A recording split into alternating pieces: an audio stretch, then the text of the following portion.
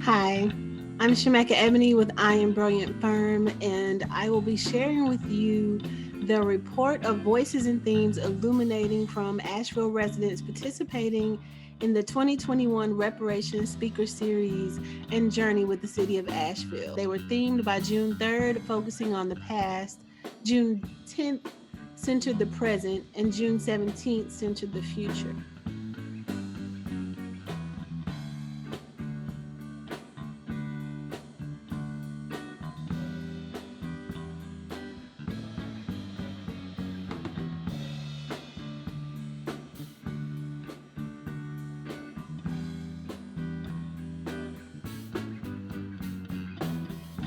The community voices, we asked Reparation Speaker Series attendees to record pre and post video reflections to the following questions. What, if anything, resonated with you most during the Phase 1 Reparation Speaker Series? Question of what are next steps that are important to you, and what is your role in the next steps? I want to understand where we came from, how we got here, and where we're going, and how we replace the things that we lost. What I like to learn and share is that although the things that's going on in the world today it's not good. It needs to be more unity, more love, which love is. I'm wondering about that. So I'm even asking what's going on because after all the things that have happened and all around the world, only thing I can say is that now the ancestors is going through, ain't no stopping us now because we on the move. But also, we all have to be on the move because unity is what brings us together and keeps us together, not brings us apart. Is to learn more about my community and the people.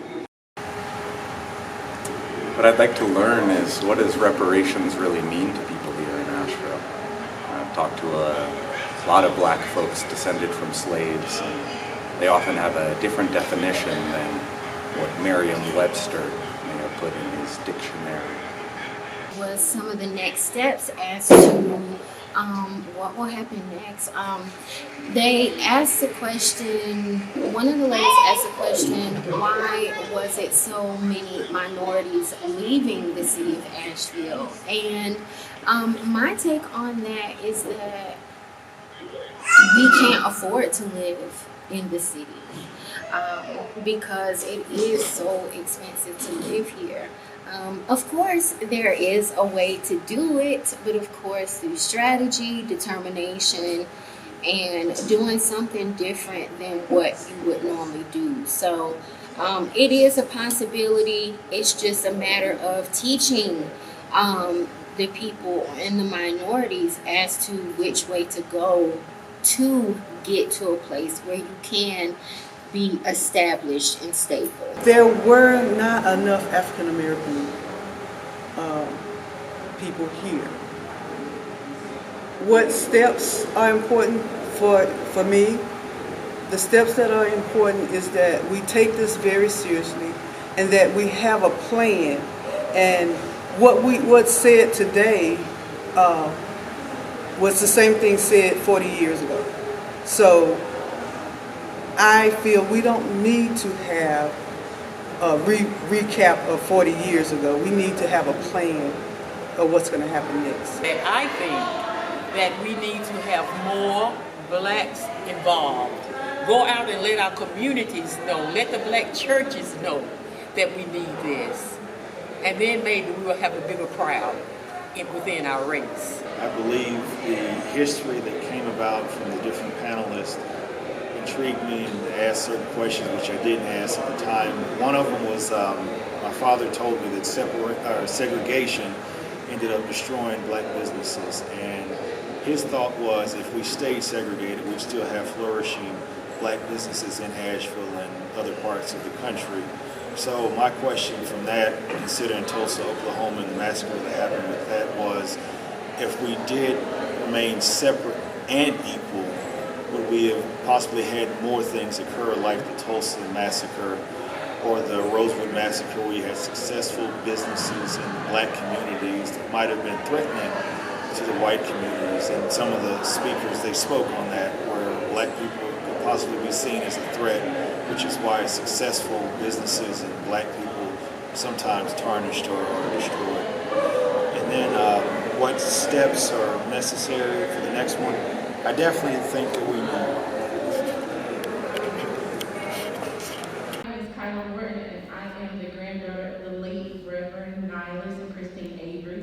They moved here in the 50s to come and be the pastor of Hill Street Church, but my granddaddy fought really hard for Black Asheville. He was a part of the sit-ins at Woolworth, and I hate that Mr. Ferguson is not here because I'd like to know if there's a connection there. But my question is on behalf of my mother, what needs to happen for the function of Asheville to change? It's hard to live here. I just recently moved here from Greensboro, and I got here and the cost of living is ridiculous, jobs are hard to find, and my friends are not moving here because of that, and these are young black professionals, so what needs to happen for things to change here? I think, for me, I think that we need to learn a lot from our history and be able to heal from that and move forward with one another, and I personally believe that if a law or a thought doesn't respect a human being, then that law needs to change, and that thought and way of life needs to change so that we can respect one another and learn from one another and just guide one another. So for me, I would like to learn more on how to do that.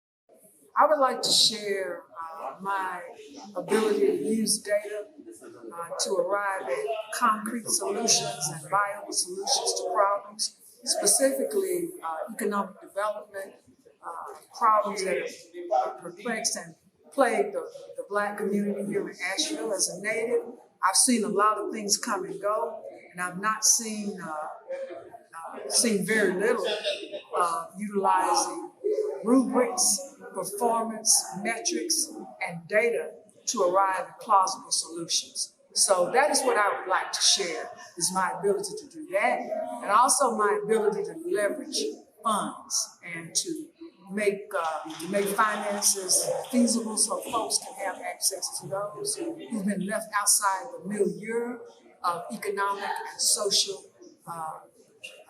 development in this community. Okay, so what am I looking for tonight? I'm not sure because this is a new process for me. I think it's important that we start someplace, and I'm glad that we've done that. Now we need to come up with a panel or commission, someone to help everyone understand what the options are. Because reparations is too varied a term right now, and it means too many different things to too many different people.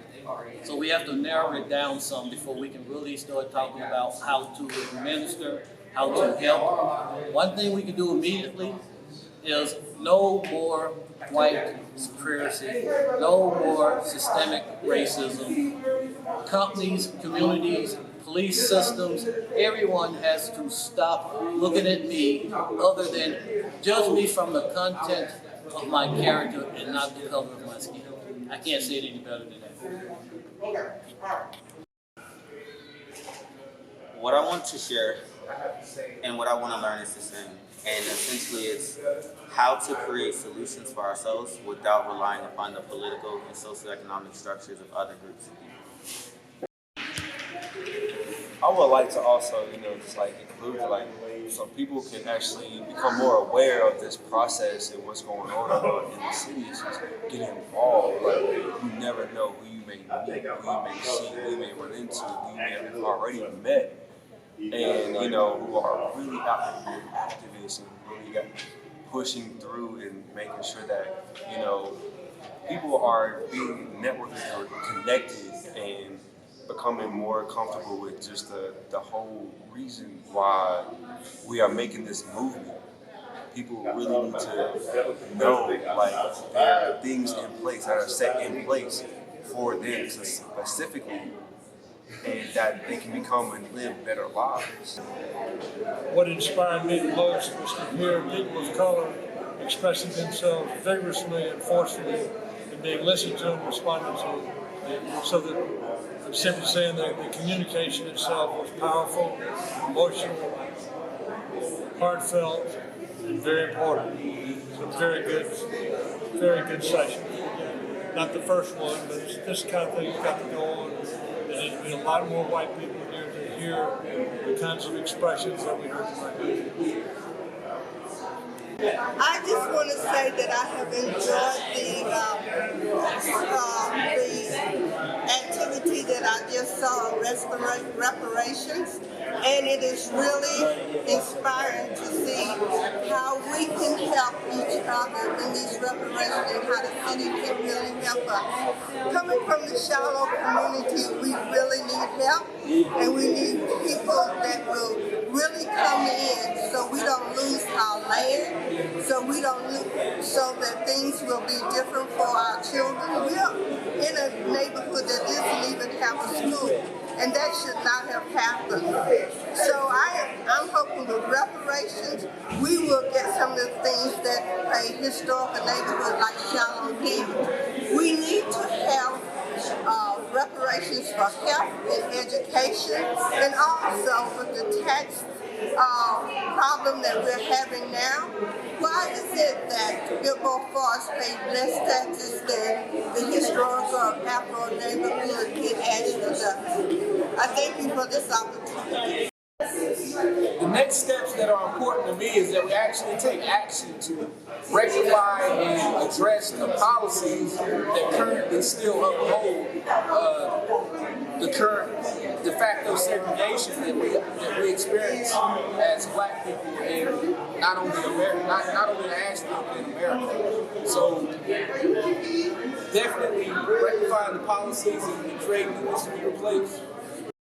Our next step is so important that we, as a community, as a city, that we try to unite and do a change. We need to change.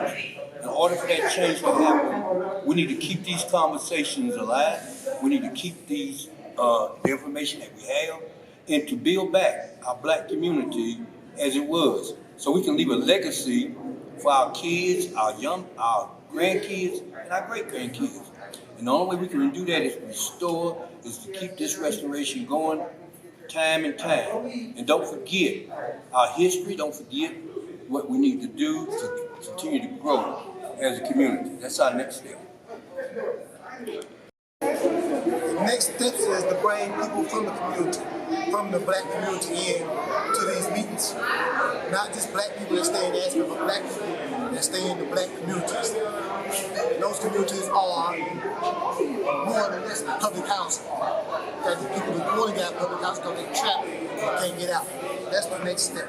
That's important. So, my generation, I'm in my 20s. I only know 3 other people who are in their 20s, my color, here. How can I get more of them here? You know what I'm saying? What I would like to learn and what I would like to share is to find out more about the mental health of the community, how reparations can help us in our wellness and on this journey to be better, not only for ourselves, but for our community, and what opportunities will come about from this that will affect us in our journey towards a more balanced and well together health programs and just all the things that help us be the best human beings that we can be. But acknowledging that this country was built on the labor of Black people who didn't have a choice, that African American sweat, blood, and tears built this country, and that we have not, as a nation, been recognizing that, been willing to acknowledge that. And we look at the situation the country's in now, you know. I don't think anybody foresaw this 20 years ago even. Well, some people did, but not most people. You gotta look at it like, if you don't tend the foundation of your house, you don't have a reason to complain when it comes crashing down around you. So reparations to me is that, is tending that foundation of our national house. You know, we gotta not just acknowledge, but tend it, maintain it, fix what is rotten. You know, you gotta cut out the rotten wood and replace that. You gotta find the rusty spots and, you know, clean that up before it keeps eating its way through the steel. I would love to see learn how they will distribute the money to so many African American people or businesses. I think for me, the most important thing that I hope to learn here is what's possible and what will help the most and how can I help. So I look at this as a learning experience. My understanding is nobody really knows what reparations are at this time because it's going to be experiential for all of us to try to put our heads together and respect, listen, and figure it out. What's important for me to learn is more about the history of the Black community in Asheville. I know some about the urban renewal that took place in the 60s, but as I've learned, it's actually much broader than that. And what was the city like when there were vibrant Black communities? And I think what I would like to share is that I'm a former professor. I have lots of research skills, so I could jump in at some point and help. But I would also like to see the Cherokee Indian recognized. I'd like to see other nationalities recognized. But I truly would like to see the Cherokee Indian recognized. We have streets in this city named after them, but there's no recognition of them. Instead of Vance Monument, why can't we have a monument of a famous Indian, an American Indian? That's how far back I would like to see some of this reparation go. Well, as I start this reparation journey, first of all, I need a clear definition as to what is the Black community, as there are no longer Black communities within our community because they are all being genderfied. So when we start to talk about reparations for a Black community, I'd like to know what community that is, because anything that the Black community gets, the city of Asheville will benefit from. Some of them tried to move to other areas, and the areas they tried to move to got right to that too. So, you've heard of the term redlining. yes. Redlining, well, even before I go back to redlining, let's talk about Tulsa, Oklahoma. Right now celebrating their 100th anniversary of Black Wall Street. And I just heard about it. Tulsa, Oklahoma, Black Wall Street is what from Biltmore Avenue to Valley Street is what Eagle Street was. Eagle Market Street area was Black Wall Street for Asheville. There were more than 50 to 100 Black businesses in that little area, Eagle Market Street area. And as Joyce was saying, you had theaters, now Mount Zion Missionary Baptist Church today is celebrating 102 years old. That building is 102 years old. It's one of the few remaining assets that was Black owned and still is Black controlled and owned. That land is owned by Blacks. Everything else on that street was wiped out during urban renewal. All of those Black businesses were wiped out or redlined so they couldn't come back when the market shut everything down with urban renewal. My main thing that I would like to share is I have had some experiences, the Justice Department, Education Department, the workplace, and it's just been very unfair. And I just would like to see fairness, fair wages, fair positions, fair housing, just be fair. That's what I would like to see as we move forward here in Asheville. And hearing about we can't be doing truth telling while causing harm while healing, you know, and I think it's hard for people to speak up to some of the truth. I think power reparations and thinking about it is we do deal with some very big good old boy systems where their fathers and their fathers and their fathers and their nieces and their cousins, and they all make sure they had jobs. And at some point, we just got to get back to where it's not so much of that, to everybody has equal opportunity. And so that's what resonates with me. What resonated the most with me about this third part of the reparations is the fact that they are going through with plans and trying to implement as many solutions as possible to address all of the different communities involved with it. And I think as far as understanding how reparations works, dealing with the past and understanding the difference between harming and healing the community, knowing they can't go hand in hand. And so we have to tackle multiple solutions and engage with as many community members as possible. That's what stood out to me, hearing the stories of my mother. She spoke, some other ladies that were involved during the times of segregation, integration, that went through the whole urban renewal project, and hearing their stories and hearing the compassion that came with it really settled with me. And then the next steps that are important for me, I believe in action. I know that a planning committee needs to be set to make sure that we have a strategic plan in place, not to just allocate the financial gains with it, but the healing process that goes along with it. And that's going to be a process, and we have to make sure we have the right people on that commission to make sure we carry it out for fully. And as far as me as a community member, the next steps that I can take is definitely informing people, any type of historical references I can use, any kind of education I can bring about to the different people, so I can bring them to the table and assure them that it is a safe haven, it is a place that you can come and express your concerns, your voice is heard, and just getting as many community members as possible, people that look like me, people that come from different backgrounds, so we can all come together and accomplish a common goal. You hear individuals ignored.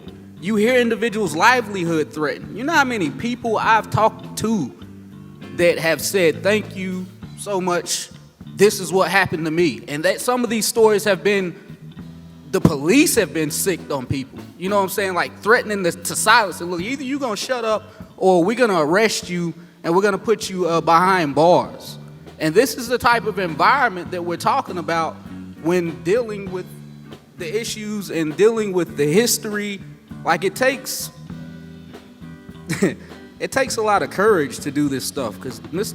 Dolores is 100% right as far as the pressure that you get from not only the blatant opposition that are the explicitly racist, but also like when you pull that curtain back and you see that a lot of decisions are based on ego, are based on getting these individuals over here paid, and it's truly not based on what the best solution is for the community or what best benefits the most vulnerable or most impacted. That stuff does something. It done something to me anyway. It changed me in this work to view things a lot differently, and I had to make a decision to not even make this personal and to look at this as systems, because I understand the individuals that are making these decisions, and these systems are set up to inspire this environment where they weed out the ones that are trying to change the system, who are blatantly and who speak out against the things that are going on, and it makes the individuals that you know that blackball the other individuals. You know, a lot of it is to maintain status, power, and control.